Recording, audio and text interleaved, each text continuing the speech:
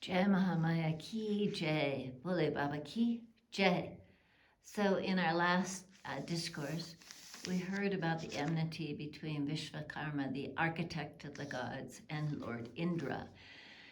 Vishvakarma had a very auspicious son who is now doing severe tapasya for many thousands of years. And Indra is very upset and wants to destroy his tapasya so that he won't become so powerful to take over his position as Lord of the gods. So we'll move on to chapter 2. Vedavyasa went on saying, the extremely covetous Indra then mounted on his elephant and determined to kill the Muni. He went to him and saw him immersed in deep samadhi, firmly seated in his posture and with his speech controlled.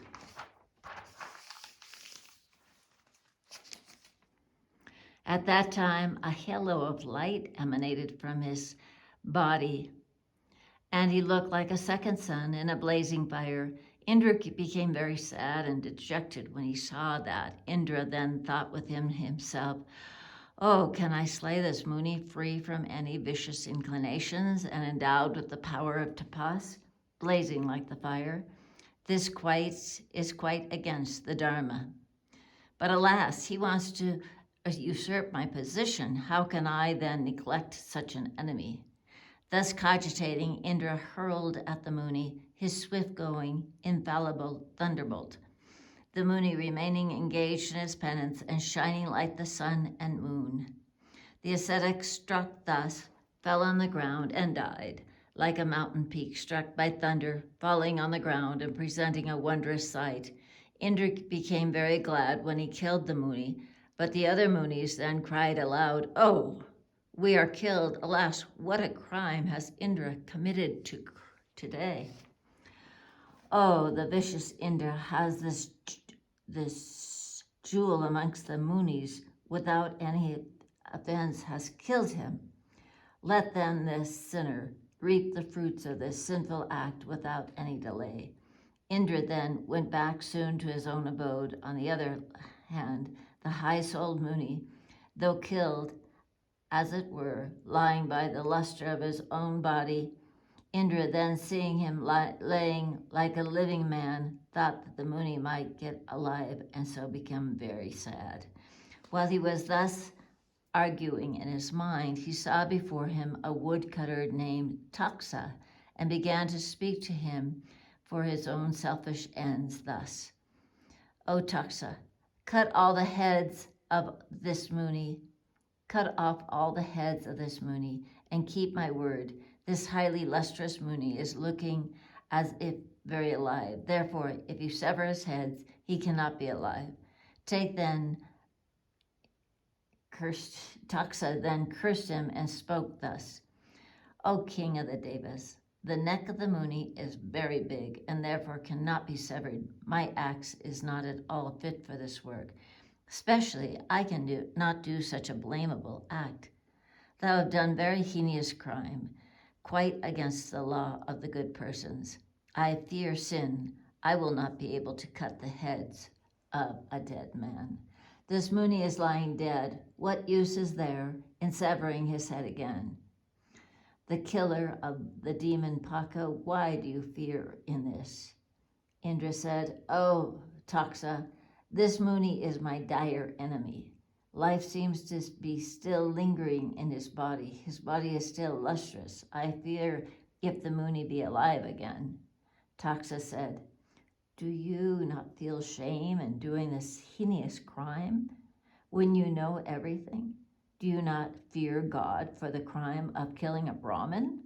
Indra said, I will make penance afterwards for the washing away of my sins, but my duty at present is to kill my enemy. O fortunate one, the wise men, clever in policy, say that enemies must be killed by any excuse whatsoever. Taxa then replied, O Indra, you are doing this sinful deed not of your avarice, but, O Lord, I have no cause whatsoever. Now then, without any cause, can I engage myself in such a vicious act? Indra said, O Taxa, I will allot a share to you, whatever there will be at a sacrifice. The human beings will invariably offer to you the head of the animal killed as sacrifice. Now cut his head according to this rule." That Taksha became very glad when he heard thus from Indra, and struck off the heads of the Muni with his very strong axe. O powerful king, when the 3 heads thus severed fell to the ground, thousands and thousands of birds came out of those heads in quick ascension. The 3 groups of birds came out very rapidly from the 3 heads in due succession. The birds came out of the mouth that used to chant the Vedas and used to drink the Amrita. The other birds came out of that mouth that used to see all the quarters as if it drank them. And the other birds came out of the face that used to drink ambrosia. Indra became very glad to see the birds thus coming out of his mouth, and went back at once to his heavens. No sooner Indra went back than Taksha came back to his own house and felt himself very pleased to receive his share of sacrificial things. On returning to his house, Indra thought that he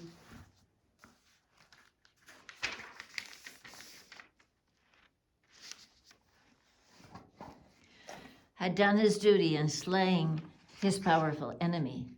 It did not pass in his mind that he had committed a great sin of killing the Brahmin. When Vishvakarma heard that his virtuous son had been killed, he became very angry and said that as Indra had killed his qualified son engaged in asceticism without any offense, he would create another son to kill Indra. Let the Devas see his strength and power of tapasya, and let Indra too reap the far-reaching effects of his own karma.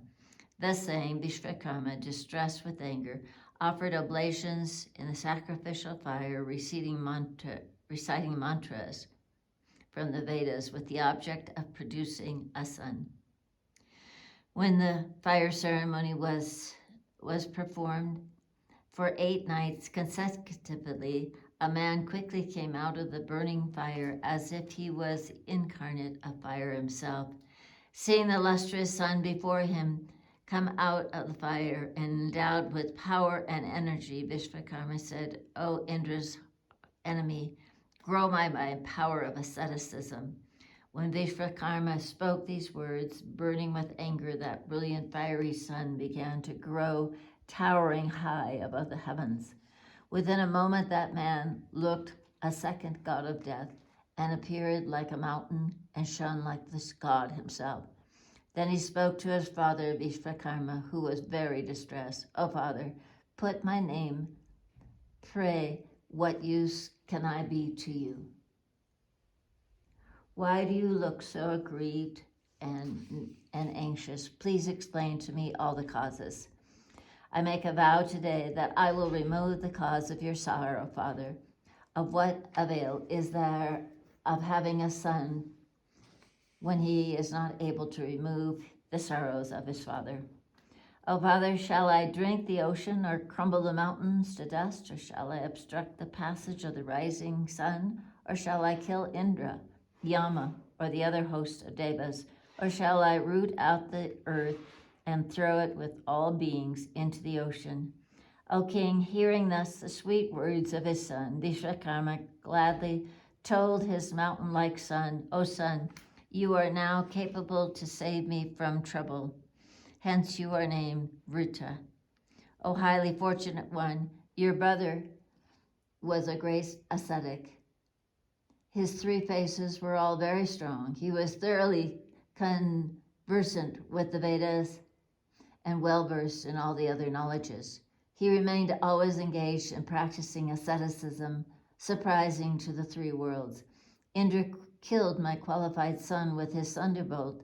That wicked god had also severed the 3 heads without any offense.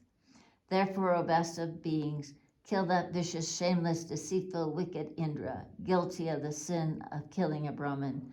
O king, thus saying, Vishvakarma, very much confounded with the bereavement of his son, created various divine weapons. He prepared weapons specially suited to kill Indra, the best axes, tridents, clubs, shaktis, and bows made of horns and arrows. The divine discus, like the Sudarsana, the chakra, two divine inexhaustible arrow cases with arrows, nice, very sustainable, air-like, swift-going chariot looking like a cloud and capable to carry great loads. All these he created and gave over to his son.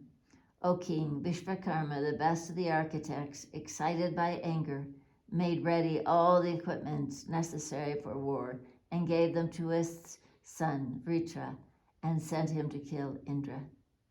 Here ends the second chapter, the sixth book of the birth of Vitrasura in the Mahapurana Sri Bhagavatam of 18,000 verses by Maharishi Veda Vyasa. Jai Mahamaya ki jai, Vishveshwari Mata ki jai, Bule Baba ki jai.